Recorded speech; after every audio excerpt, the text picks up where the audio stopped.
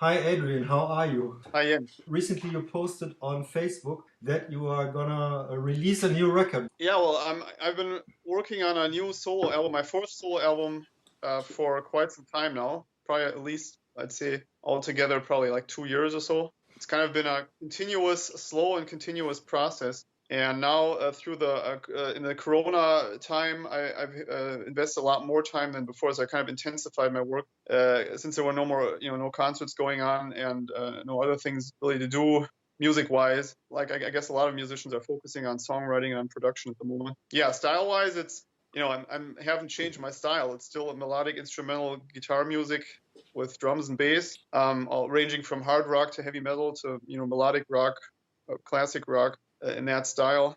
It's all instrumental so far still. Yeah, I've written 10 songs and involved quite a few guest musicians. Yeah, basically I've tracked all the guitars. This time I'm reverse. I don't know what you call it. I'm reverse engineering the recording process. I'm recording the guitars first with the program drums, and then I'm going to have my drummer Lars and bassist Marcel record the other instruments later. You want to know some song titles, okay? Yeah. Most titles actually have not been given yet. But, one song will be called Clear Sky. One song is going to be called How Can Less Be More. I hope I'm allowed to use that title because it's a quotation obviously by a very famous guitar player. So your drummer and your bassist, did you involve them already or not? Well, I kind of keep them updated on the recordings that I'm making, and the demo versions that I arrange with the program drums and everything. I send to them so they can listen to them and kind of get an idea of what's going on. Basically, they just have to work with what I give them. So, but again, this time also again, there's going to be a song that has ideas of my bass player Marcel.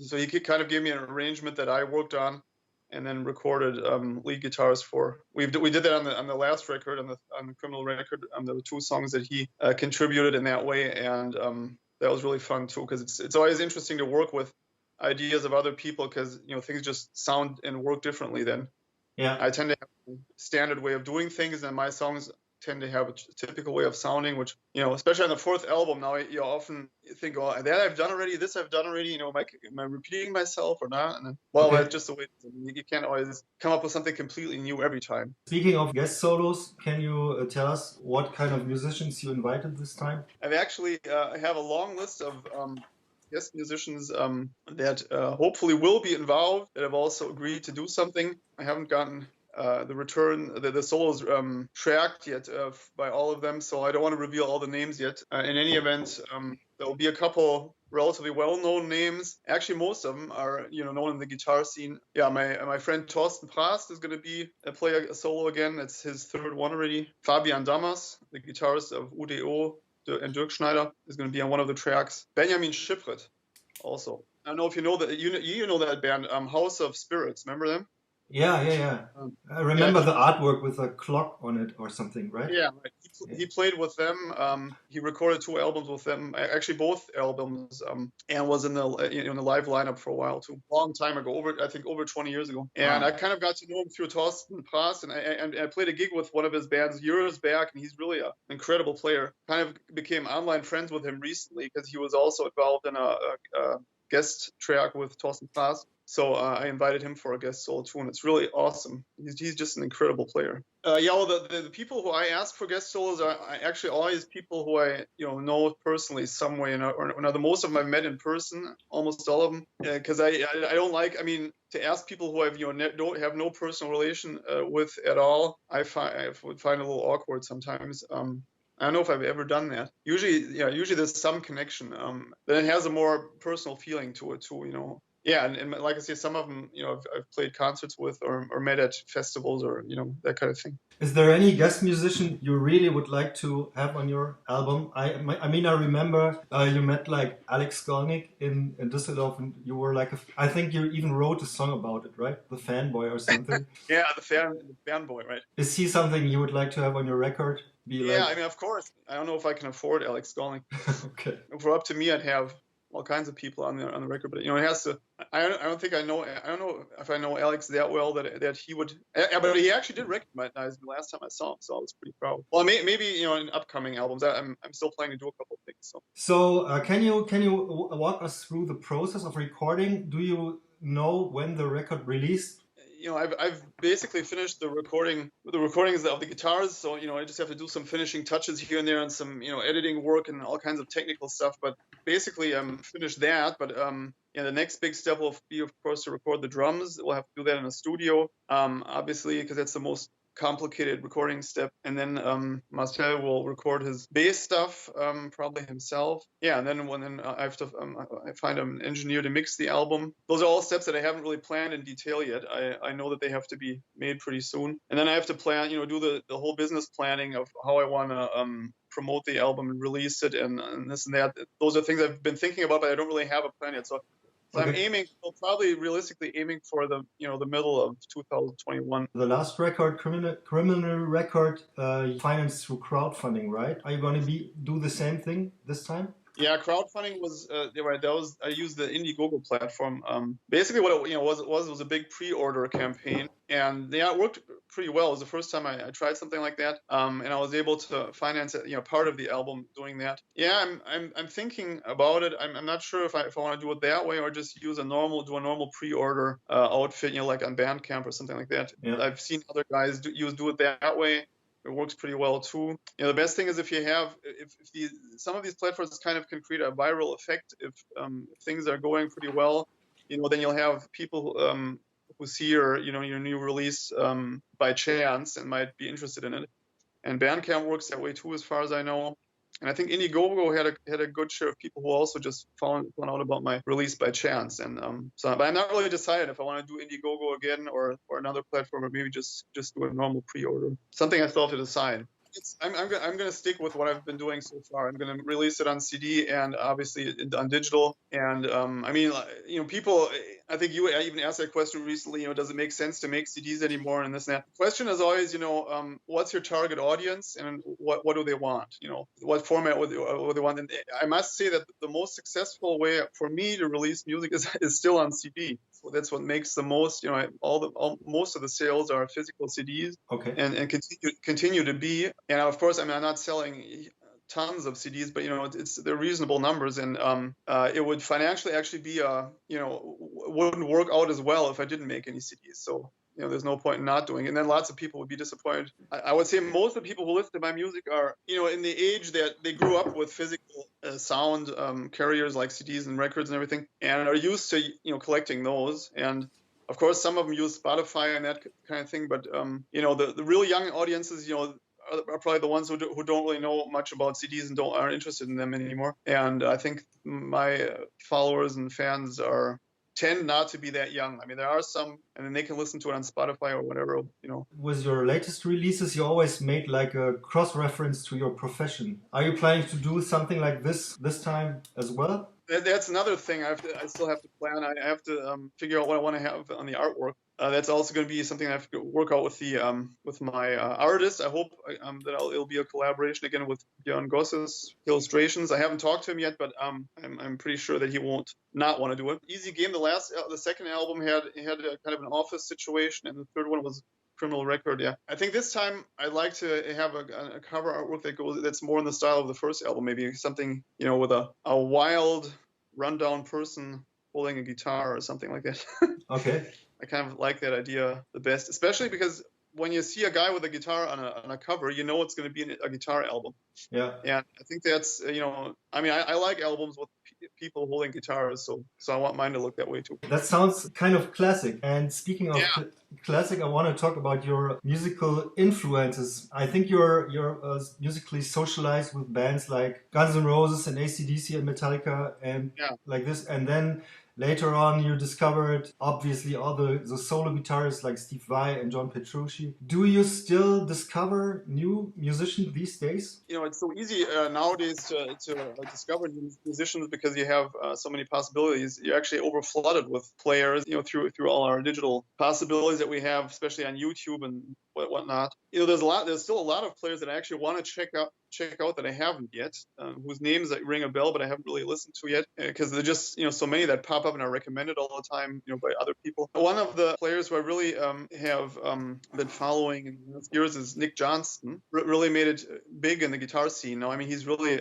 very successful too. I think he's been on tour quite a few times, world tours with different instrumental acts, and he's I think one reason why he's so successful is, I mean, obviously he's an awesome player, but his style is so different from what a lot of things that are going on in the shred and the guitar scene, because he has such a relaxed and melodious style, and I think his style is really, a lot of players and musicians who even might be into heavier and more shred based music really appreciate him as a player, because he has this profound depth and musicality and tone and relaxedness that I think is a good contrast to a lot of the extremeness that's going on in the scene. And that's to say that Nick Johnston can't shred. He can, like the best of them, but he doesn't do it that much. I think he's got a very pure tone, not so many effects. Yeah, and he has a lot of these really, really haunting melodies that just, especially on his later albums, Remarkably Human, and the one after that was called the newest one is Wide Eyes in the Dark. Really haunting melodies. They're timeless, and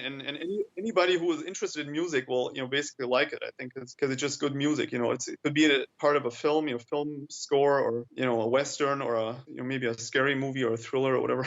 Speaking of guitarists that influence you, do you have something like a all-time favorite solo yourself? Well, that's really a hard one to answer. There's so many great solos, but one that comes to my mind immediately when you say that is the solo of Under a Glass Moon by John Petrucci. That's kind of probably one of my favorite solos, because it's a kind of a display of everything that he can do or could do at the time. At least it seemed like that to me. Plus, it just sounds super cool. Then there's one of the big highlights is by actually one of the very, very favorite players, and who I probably listen to the most next to Nick Johnston at the moment, is Greg Howe. By the way, his latest album, Wheelhouse, is completely awesome. It's really one of his best, I think. There's one album, an older one, it's called Introspection, and that has a song, what is it called? Direct Injection. It doesn't really get any cooler than that. I mean, it's like when you hear that song, and then especially that solo, it's like you feel like you're putting on your sunglasses on a hot day. That's the feeling that you get. It's a nice metaphor. When you started to play guitar, was it like initially that you wanted to be a solo guitar player? My initial vision of guitar playing wasn't necessarily being,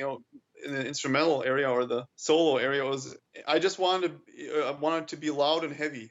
The first band that I really listened to in a way that I admired the sound and the idea that there was an electric guitar and everything, that was Die Toten Hosen, a German punk rock, or a rock band.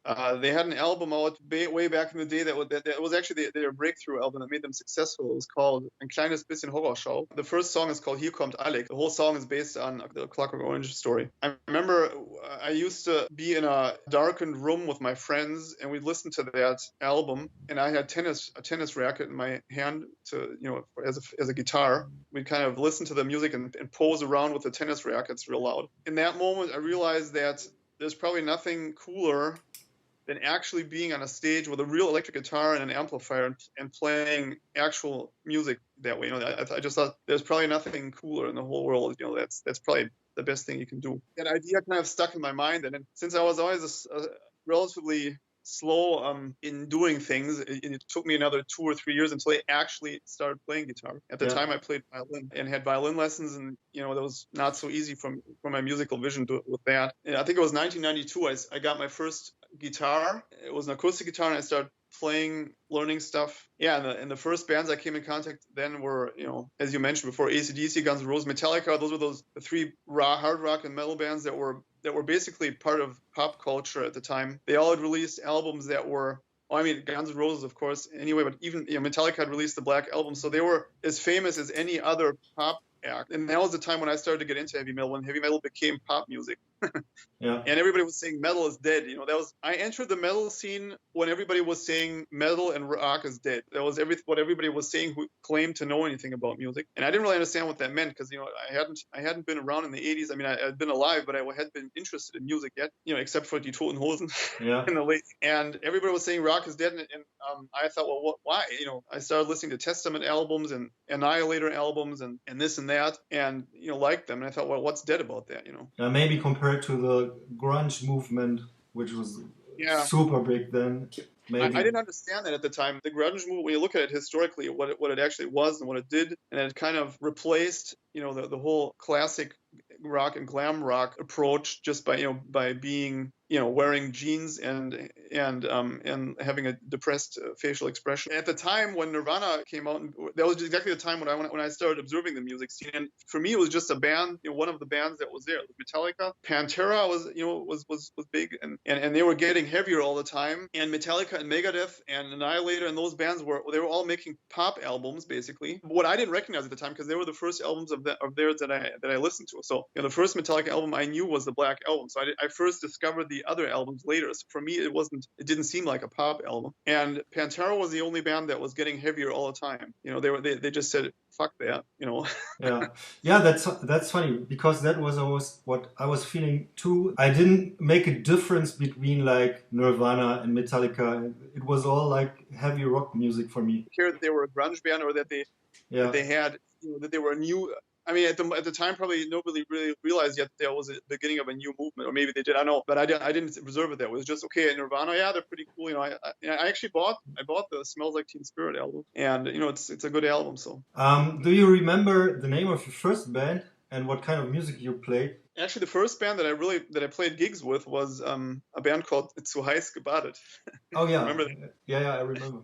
Were you like really a member of the band or just a guest? Sort of a semi-member, I guess. I think the first gig that I had with them I think it was also their first gig, and they didn't have a bass player, so I played bass. And then later on, I forgot what the time, but a couple of months later, they called me and asked me to play guitar because their guitar player left or whatever it was. So then I was actually lead guitar player, and it was a punk band, and at the time already I was kind of specializing on being a lead guitarist, so I wanted to play solos all the time.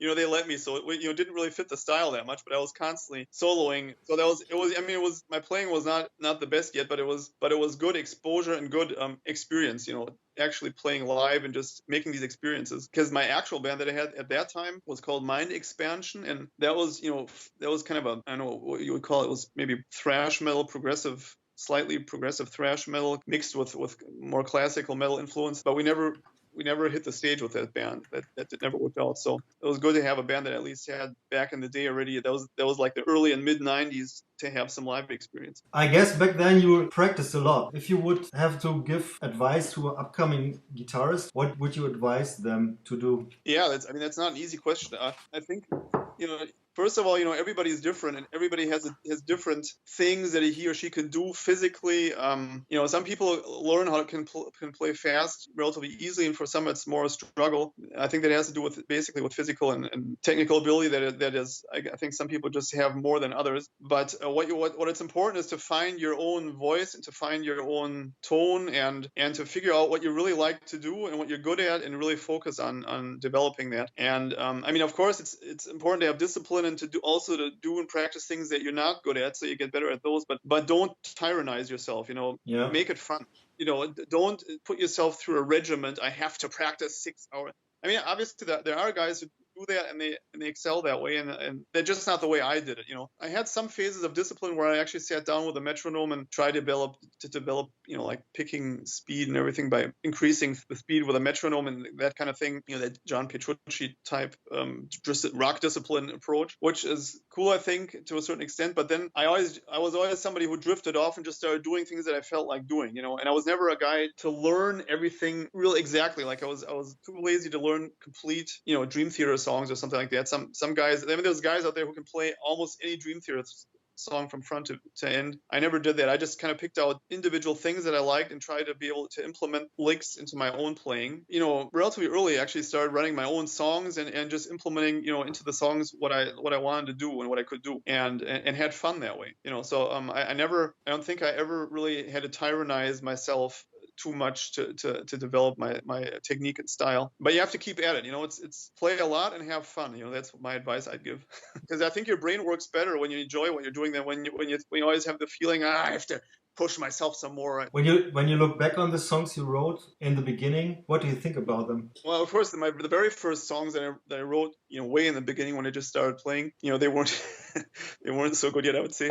but actually, I started recording and writing my first instrumentals back in, actually it was 1995 already. I think I wrote my first instrumental song, and that song actually it did end up on my first solo album. It was Estimated Time of Arrival, which I just recently made a video, and that song was written in 95. Okay. And I made a demo version back then, a very, very primitive demo version just to save the ideas. And then I re-recorded it in 2000, and then it actually ended up on the album. And I think the overall arrangement could be a little better. I think nowadays I'd make it a little more fluent and a little less. It has a couple of parts that I think are just a little too much and too unnecessary. But altogether, I think it's a pretty good piece. The melodies are nice, and I think the people enjoy it too. I think I haven't heard anybody say, "Oh, that song doesn't sound as good as the others." Speaking of making videos, you did a lot of videos recently. Are you planning to do more? Yeah, that's another thing that I've used the time of the Corona pandemic to make videos, because it actually been my will and my plan to make more video clips,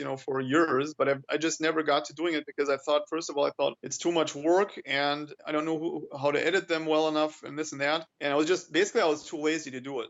That's what it boils down to. And when I realized then that there's not going to be any concerts this year anymore, or at least for a while, and I'm going to be home a lot, so I figured, well, why not focus, on next to writing the new album, to make some videos. And so I made a video of Summer Drive, which was one of my more popular instrumentals, and that worked out pretty well. I edited it to myself, and I realized it's not that much work, and it can be done. So I just started getting in the habit of regularly making videos, and to get my YouTube channel a little more spruced up, because I hadn't really, been using or focusing on my YouTube channel much the last years, which is too bad, actually, because it's a pretty good promotion tool if you do it right and if you're consistent. Yeah. And so yes, I'm planning on making videos regularly. At the moment, I'm making a video every 2 weeks, and kind of alternating videos of old things that I did with my bands, and then also videos of my instrumentals once a month. That's my rhythm at the moment. And I'm of course I'm planning to make videos of all the songs on the new album. That's going to be a lot of work. But it'll be, I think, a good way to promote the songs in the album. Speaking of not being able to play live at the moment, have you ever thought about like playing online gigs or something? I haven't really thought about that much yet. I've seen other musicians do that. I think you actually did an online concert once, right? I played one song, yeah. One song, yeah. With a very reduced lineup. Yeah, it's easy. It's easy to do. Yeah, basically, you just have to. You can live stream on Facebook and just say, "I'm playing a concert now." And whoever wants to watch it or listen to it can do it. I don't know if there's not going to be any concerts next year either. I might try something like that. At the moment, I just haven't found the motivation to do it, because I've been so focused on recording the album and doing the videos, But like I say, we'll have to see what happens next year. If it's going to be another year without concerts, then that might be something I'll just try out sometime. Who knows? Especially when I release the album, You also play with the metal band Gloryful. You play guitar, right? Is there any news from them? Gloryful we're also working on a new album. Also, at the moment, I would say a slow process, but it's going continuously. I actually recorded a solo for one of the new songs already, the fastest solo I've ever made. How much BPM is it? I'd have to see, but it sounds pretty fast, I think. I'm obviously not the fastest player in the world, and it's never really been my focus that much, but that one's pretty fast. I had really had to push myself for that one. Johnny and Jens, the singer and guitarist of Gloryful, they're the songwriters. They do the basic arrangements and the songs, and then later on I get my areas that I can fill with melodies and solos and stuff like that. So that's how this songwriting works. I'm not really sure exactly how far they're at this point. I think at least 2 or 3 songs should be more or less written now. I think I maybe have one last question. You also appeared on some, as a guest musician yourself. Are you playing on some friends' records or something? Something that hasn't been released yet and will be, you mean? Yeah. I played a couple solos on Thorsten Prast's album called Driven. Actually, with Greg Ho is on it too on the album, and Benjamin Schipwet, who I mentioned before. And that's a really cool album. It's very fusion jazz oriented in style, and I'd like to recommend that. Thorsten Prast, Driven. I played some guest solos for a Canadian death metal band recently called Eyexist. They're spelled Eyexist. They have an album that came out in spring. It's called Celebrated Chaos. There's two solos of mine on there. So I think that was my last question. Do you have something to add yourself? No, thanks for watching. Check out Jens Krieger's channel. He's got some good music on there too. Subscribe to his channel because he's got some other cool interviews too with very interesting people. And of course, come to my YouTube channel and check out my videos, rock instrumental videos, a lot of guitar stuff. Keep your eyes open for the new album next year. And everybody stay well and healthy and have a great end of the year. Thanks, Adrian. Talk to you Thank you. soon. Thank you for having me, Jens. Yeah. Bye-bye. Bye.